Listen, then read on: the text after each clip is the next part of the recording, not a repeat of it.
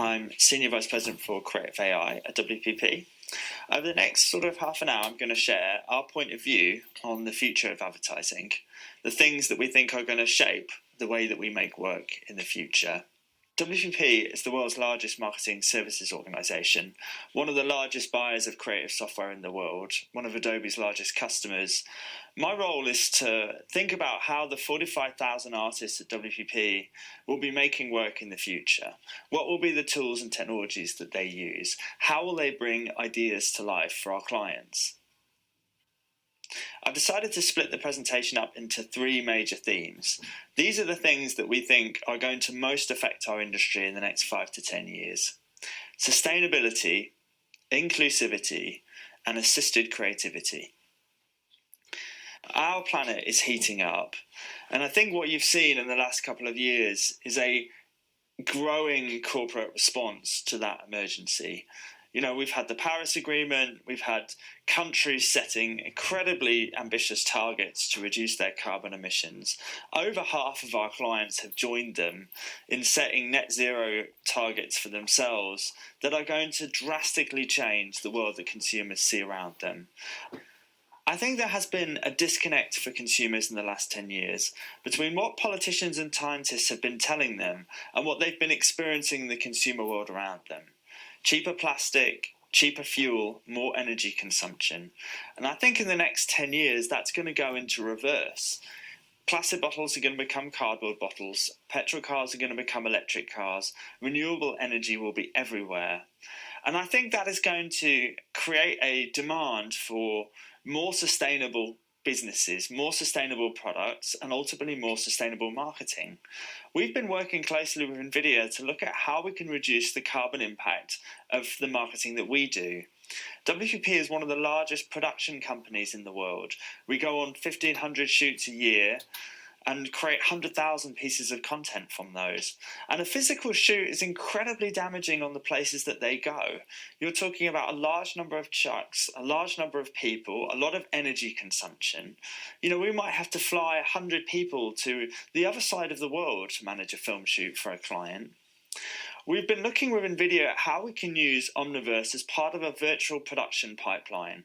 So we send a very small team out on location that takes a set of drones for LiDAR scanning. First of all, we fly over the location doing millimeter grade scanning of the environment. And then a fly past with a very high resolution camera. These take 100 megapixel plus images that can be used for texturing the scene later. This creates a giant point cloud, you know, over 10 billion points. They can be processed with renewable energy in the cloud to create a giant mesh. This giant mesh can be used in two ways. First, it can be used to plan shoots more effectively. A lot of time on location is spent finding the right shot, finding the right angles, and we can now do that ahead of time, right? So that reduces the amount of impact and the amount of time we have to spend out on location. Parts of this giant mesh can also be given to the CGI artists, along with the high-resolution photography, to create photoreal virtual sets that are as real as the locations themselves. You can shoot much faster in these sustainable studios than you can out on location because you're not waiting for the perfect light or the perfect weather conditions. A lot of time is spent on location waiting for the right conditions to film. This is another thing that is less wasteful when we do it in studios that we control. Another thing we're partnering with NVIDIA on, more on the AI side, is how to make better use of the footage we have. Over 200 minutes of film is wasted for every minute that makes it into the final ad. And some of that footage is absolutely stunning. So we use AI to go back into our archive. We have terabytes and terabytes of film that we've shot for our clients. Go back into that archive, use AI to find the right clip to fit the gap in the film, and then use neural upscaling and style transfer to adapt it into the final look and feel.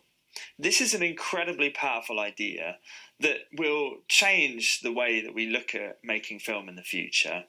You know, I believe that circular manufacturing, which is what this ultimately is, all businesses will get good at over the next decade. IKEA is giving out disassembly instructions. You know, you're just going to see a whole lot of brands seeking to be more efficient, really, with their products. Another thing I'd like to talk about is inclusivity. We are seeing an increasing pressure on companies to justify the role they play in our communities. Customers are expecting more inclusive, more diverse businesses, and they are prepared to spend more money on those products. And senior executives at those companies are coming out making statements about the purposes behind their brands. But in between the statements those senior executives are making and the expectations of the customers, those messages are getting lost. And that is partly because of what a complex and fragmented supply chain marketing is. We operate in almost every single country in the world. We have tens of thousands of people working on individual clients at any one moment. Hundreds of people might touch a piece of work before it actually goes out into the world. So we are using AI to get a sense of what media is saying about a business. How diverse is it? How representative is it? What are the ages of the people in the ads? Mass media is precisely that. It's mass media. It might be tens of thousands of pieces of work for every product launch. None of the 45,000 artists working at WPP have any idea what the other 44,999 artists are doing. And that's a big problem for us because, we are creating culture here. We are literally creating the way that society sees itself. We can use AI to look across a client's media and tell us what are the ages of the people in the ads, what are their genders, what might their backgrounds be. And that allows us to make commitments to clients alongside the commitments we make for the diversity of the teams working on the work. Allows us to make commitments about the representation of that work. We've partnered first with Microsoft on this technology. Microsoft has a large number of partners that are allowed to use their branding on their own material, and that material has to be checked by hand, which is very time consuming. So we use AI to get a picture of the overall media that's gone out, but then feed that insight back into the start of the process so that the wrong type of work never leaves the desk of the designers in the first place. First of all, we check perhaps the color contrast, is the font size too small? These are the sorts of commitments we make to clients around accessibility. But if we spot the wrong type of imagery beginning to leave the designer's desk en masse, then we'll start to surface more inclusive content for them to include inside their designs. This is an incredibly powerful idea that creates empathy, we hope, for designers. Not a single one of them has so far said this feels like a restriction or a constraint. Many of them want to be able to put more inclusive work out into the world, and we're investing in this technology to create ultimately a better society, right? A more representative society. But we have to be incredibly careful when we use these tools. The most expensive thing after the production of the work is the people who appear in it. And a person is just a set of pixel values to an AI, right? It's closer in spirit to an Excel spreadsheet, probably. So you can take a data set of labeled faces and train an AI on the relationship between the labels and the pixels in the images. And it allows you to adjust the features of the faces so you can create people on demand for the advertising. And I saw early on how these techniques would be combined with the media targeting algorithms we use to actually create people on demand, right? This is, the more you click on blonde people on the internet, over time, the blonder those people will go. The more you click on older people, the older people will get. And if you click on guys all the time, in the end, the internet will go entirely male. Now, I teach a wide range of people, and the older you are, the more this concerns you. There are younger people who are probably using these features as filters in social media anyway. We've known for some time that it's possible to use synthetic humans in advertising. These are absolutely flawless today. You wouldn't be able to tell them from the real thing. And during lockdown last year in particular, it was very difficult to get physical talent into the studios. So AI was used to create people synthetically instead. You have to be very careful when you're doing that, both in terms of the impact on society, but also the data sets that you're using. This is some interesting research from last year where we were looking at the effect of age on conversion. So these are virtual people, synthetic avatars created at two different ages, same synthetic person, two ages. And for the men, it worked absolutely flawlessly. But we began to notice that the women would take on more masculine features as they were aged. And when we went back to the data set to see if there was an issue, we saw a gender age bias. There were double the number of young women in the data set and double the number of older men. This is FFHQ, which is one of the de facto data sets for AI research in the world. And the AI had effectively taught itself that age was a male thing. And if we had released this algorithm out into our media technologies, it would have quietly removed older women from mass media. Unfortunately, humans aren't so great at this either, and so there are interesting cases to be made for using these algorithms, because we can control this. We can control these and make them better. I'm in an unusual position in R&D around creative AI. It's less about what we can create and more about how what we create should be used, right? We have ethics councils and a number of processes that we have in place to ensure that we don't inadvertently release some of these algorithms out into the world and have them do damage. There's been discussion for some time around whether synthetic humans are the answer to diversity in media. We can only afford to shoot a limited number of physical people for the adverts, and that means they tend to all look the same. Synthetic humans are now able to create that flawlessly, but I don't believe this is right on the people who ought to have been represented in the adverts, and I think there's an expectation amongst consumers that the people they're seeing in adverts are real. I think there's a danger of perpetuating the biases in our society by using these technologies. Another issue we have when we use synthetic humans in advertising is that you quickly begin to see a world around you that looks like you do. We've known for some time that you are more likely to click on ads that look like you. That's a learned behaviour you have from the age of 6 months, right? You begin to reject people who don't look like your parents from that age, and it probably goes back thousands of years. I think advertising has a really interesting opportunity not to take advantage of this system, but to actually show you people who look less like you do, to show you a more diverse society than the one that you would naturally incline to. I'm really excited to use AI in this way.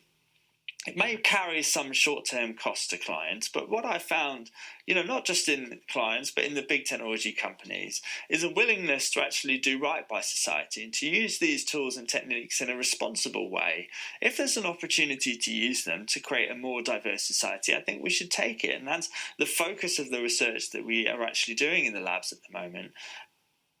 I think we probably want to reverse what we've seen with these technologies in the last sort of decade of targeting and ever more segmentation to actually showing consumers something that reflects the society in which they are, not them themselves, but the vibrant ecosystem in which they live. Another area that I want to talk about is assisted creativity. My role at WPP is to think about the creative workflows of the future. What are the tools and technologies that we're going to use to make work? And I closely collaborate with Adobe and NVIDIA and Microsoft on that. One thing we are sure of, though, is that in the future we're going to be asked to make more work, and we're going to be asked to make that work faster. We estimate by 2025 we're going to need almost 20,000 pieces of individual content for each product launch that we do. And that's because there are many more channels in which media is shown, there are many more devices that it's consumed on, and we have much more data about individual consumers, so we can craft content accordingly. One of the things we've been looking at is dual screen creative AI. So this is using dual screen devices coming in the next few years from Microsoft, and a really exciting piece of creative R&D from NVIDIA called Galgan. The focus of the work was an NGO we do amazing stuff around the world called Wild Aid. They campaign against wildlife trafficking. So for a start, it's not really possible to use captive creatures in any of the work we do for them. AI is a really good solution to that. As I said, during lockdown, similar scenario, we're not able to get talent into the ads. We take about 20,000 images of scarlet macaws in the wild, segment them so each image has a corresponding map, and then feed those into an AI, which takes about 36 hours to train. So it takes about 36 hours for the AI to learn the association between the shapes and the birds. What that then allows us to do is quickly sketch new shapes, and the AI will generate a photorealistic scarlet macaw based on the shape in around about 4.5 seconds. I believe this is the Photoshop or Microsoft Word of the 21st century. Our children are going to grow up making work in this way. We can even see impossible parrots that couldn't have existed in the real world. Square parrots, perfectly circular parrots. This idea is going to change architecture. It's going to change aeronautical engineering and design. You're seeing a paradigm shift from simulations that show us what's possible to simulations that take our visions and make them real. That is a huge idea that is going to transform the creative industries going forward. This is such an exciting time to be making work. I don't think these things take away from our creativity. They give us more ability to put beautiful things out into the world. They give us abilities that we could only have dreamed of. The origin of this work was research that I was doing with Google around semantic mapping. So this was one of the first pieces of creative AI that I did. And I'm someone who enjoys taking stuff they find online, breaking it apart, seeing how it's done. I enjoy doing this, right? This is more than my job. This is my hobby in a lot of ways. And I came across a technique called semantic mapping that allowed you to guide AI when doing style transfer. So you would take, an original Renoir, which you see in the top left-hand corner, create a semantic map where someone has come in and just said, these are the different separate areas. It doesn't need to be labeled, they just need to be segmented. You do what's called a neural doodle, which is where you lay the shapes out in a different way, and you feed all three to the AI, which creates a, realistic Renoir in the bottom left-hand corner. I started to make portraits of people in the office where I would map photos of them, and I would take famous portraits from the past and map those, and then combine them with the technique to create versions of those people in the style of Picasso or Van Gogh. I became really good. Did almost 150 of these, and they were handed out to major clients. Again, I could never have painted these by myself. And even Renoir couldn't have painted one of these as quickly as the AI can produce them in 5 or 10 minutes. This puts incredible artistic ability into our hands, and it doesn't mean that we're not guiding that, right? It's not doing the creativity for us. It's simply giving us tools to make our work better and more exciting. That is how I see creative AI. I don't see it as something that is detracting from what we're doing or turning our job into something monotonous and boring. I think it's just a new set of amazing tools that we have to make incredible work. For a few short minutes, we get to be Renoir, we get to be Van Gogh. We get to create something we could never have done without these technologies. However, I always end my lectures on whether our machines will ever be truly creative by themselves. Over $150 billion a year go to Google and Facebook for digital advertising. But 70% of the impact of those digital ads is still human creativity. And they have some of the most well-funded AI departments in the world looking at whether those ads will ever be truly automated, whether machines will ever be able to create that content by themselves. Over a third of the parrots that came out of that AI had no eyes. And that leaps out to you when you see this image, but to a machine they're just little black dots. The AI has no common sense, no idea of what the world should or shouldn't look like. And so it makes mistakes very quickly that jump out to us, but seem insignificant to the AI. If you look at the Renoir here, for example, on the right-hand side you have the AI version, and the bushes in the top left-hand corner are flawless. But if you look closely, the woman is holding her own head. The AI is not capable of creating content that fits into our view of the world, and probably never will. One of the things that semantic mapping is really good at doing is showing the relationship in the future between humans and machines, and the misunderstanding I think we have around that. You look at the painting on the left, the Renoir, and you think, I could never paint like that. And you probably will never be able to paint like Renoir. But if you practice that particular painting, within a few years, you would be able to recreate it. And you look at the thing on the right, and you think a child could do that. It's just simple colours.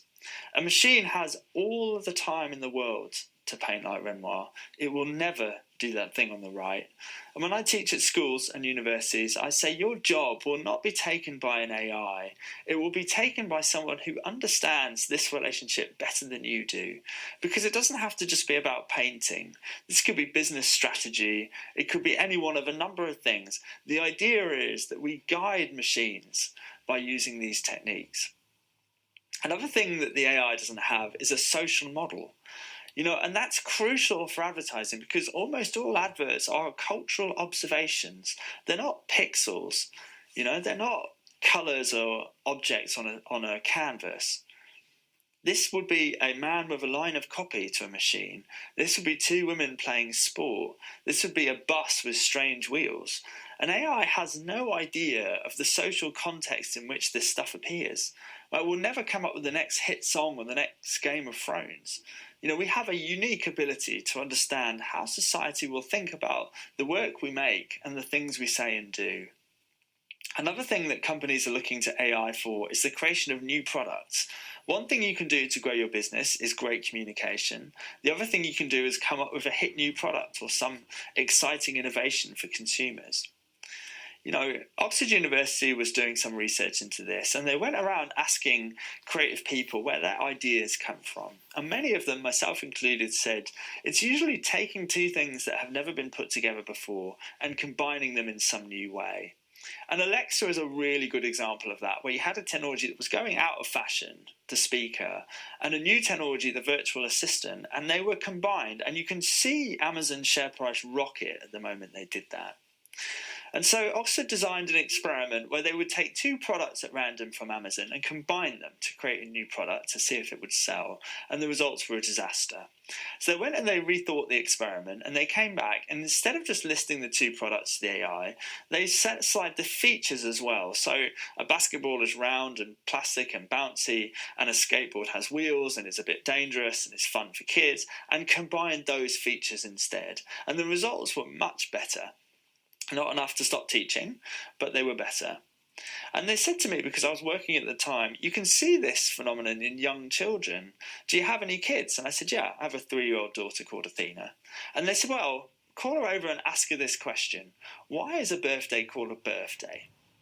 So I did that, and she said, word for word, what Oxford said she would say. Because you get presents. And I said to them, how did you know she was going to say that? And they said all children between the ages of 3 and 7 will give that answer.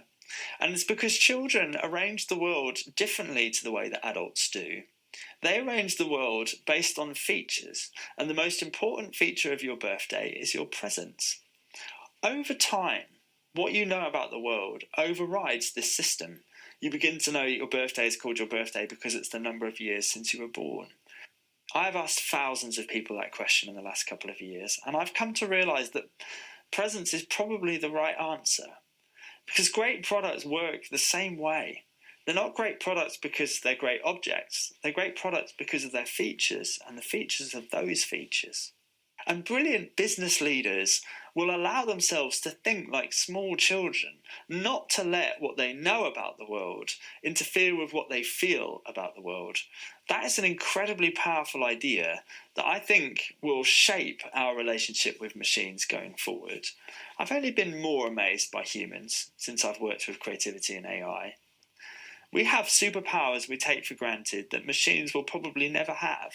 We have a set of rules and experiences about the world that gives us common sense about what it should look like. We have a social model that allows us to say the right thing at the right time and to know how our content's going to be received by society. And we can make connections between things from a very young age in a way that machines will probably never be able to do, and therefore never be able to create innovation, true innovation by themselves. I think the future of society and the creative industries is harnessing our machines to make what we come up with better and more exciting. It is a partnership between humans and AI that is going to change our industry ultimately going forward. These three things are going to transform the advertising industry over the next 10 years. We have to make more sustainable, inclusive work for the good of our planet and our society. And I think the combination of human creativity and AI from partners like WPP and NVIDIA will lead to amazing things we could only have dreamed of before.